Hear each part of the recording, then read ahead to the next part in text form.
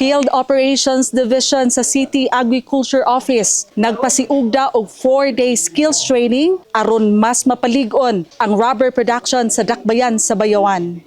Formal nga gilusad sa Field Operations Division sa City Agriculture Office ang 4 ka adlaw nga skills training on rubber tapping, bark management, and latex processing nga gihimo gikan Hunyo 8 hangtod Hunyo 11, 2026 sa Agricultural Development Center sa Barangay Kalamtukan.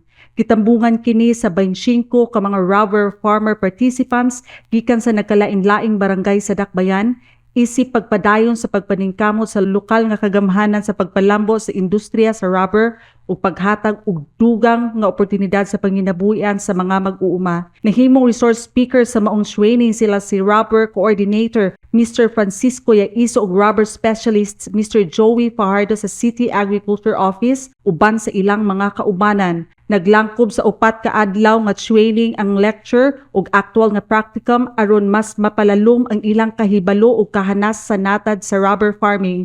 Lakip sa mga nagunang tumong sa training mao ang pagdugang og kahibalo ug technical nga kahanas sa mga rubber farmers sa husto ug epesyenteng pagdumala sa rubber trees, pagpalambo sa kalidad o produksyon sa latex pinaagi sa angay nga tapping o processing techniques ug pagpakunhod sa kadaot sa mga kahoy pinaagi sa maayong bark management.